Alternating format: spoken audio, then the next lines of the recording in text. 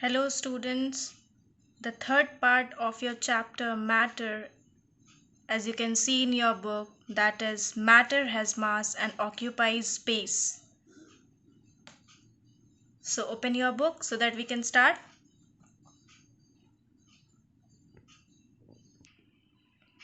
So matter has mass and occupies space.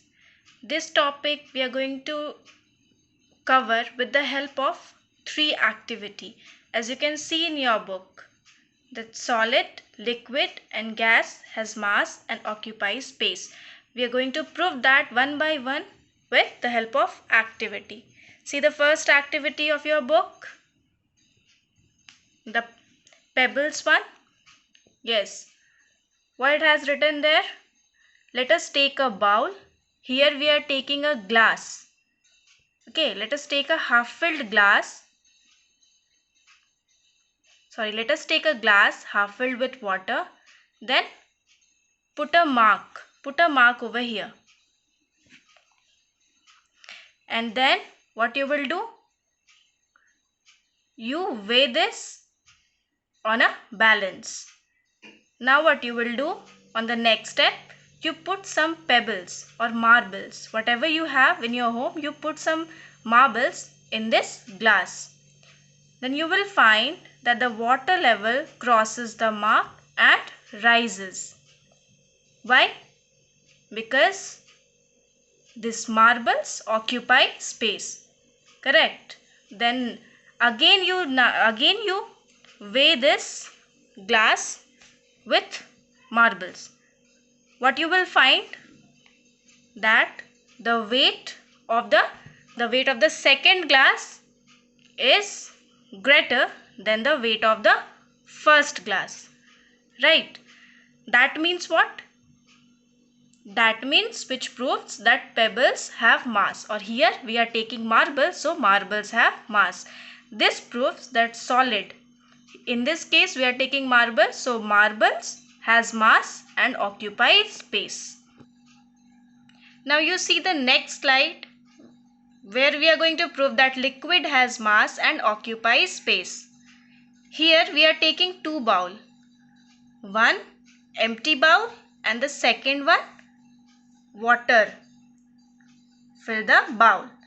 Now what we will take, just take two identical glass bowls, but then fill one bowl with water.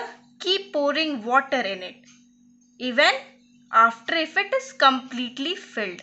What you will notice that the extra water flows out of the bowl, right. This is because why? Water had already occupied all the spaces in the bowl. That is why water flows out of the bowl. Now what happened? Now just place the empty bowl as well as the water filled on a weighing balance. What you will found, the bowl with water filled, pan with one side, right? This shows that water has mass. Lean on one side, the heavy bowl, which shows that water has mass. So here we conclude that liquid has mass and occupies space. See here the next slide, which we are going to prove by activity that air is a matter and it has mass and occupies space. Now what you will do here, take two balloons, red and blue, two color balloons here taken of equal sizes, having the same amount of air atoms are tied to both ends of the beam balance. If blue balloon is deflated, what will happen? Then the one side of beam balance will with red balloon weighs down, right? So what you will conclude here? That the red balloon containing air atoms in it have more mass than blue balloon. Thus it proves that air has mass. And the second, what you will conclude? That the space occupied by the deflated blue balloon is less than the red balloon. Thus it proves air occupy space. Now you see this slide and you just turn the page. The topic, composition of matter.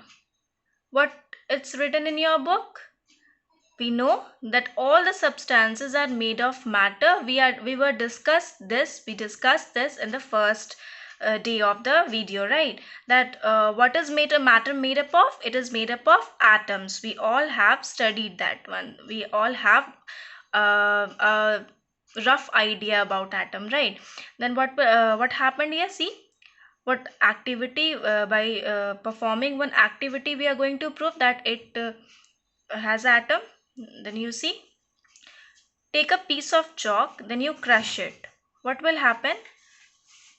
If you will crush it further and further till you get fine chalk powder, okay, then if you take this fine chalk powder, it still retains all the properties of the original chalk piece, right?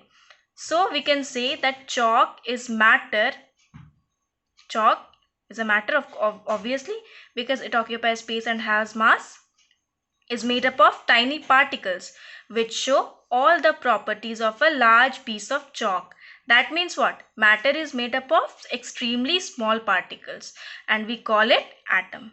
Then atom, how we are going to define atom? Atom is the smallest unit of matter that exhibits all the properties of that matter, right?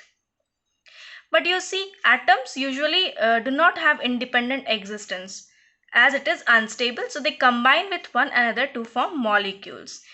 In higher classes, you will learn about atom exists in the form of ions also, but here you have to know that atoms exist in the form of molecules. Just as you can understand this, as all the houses are made up of bricks, in the same way all the matter is made up of atoms. Now you know who found atom, who discovered atom? John Dalton. The scientist John Dalton found atom. Atoms are very, very small in size. So it exists in the form of molecules. Even though molecule is bigger than atom, both are extremely small to be seen with the naked eye. So here we finish your chapter matter. Thank you.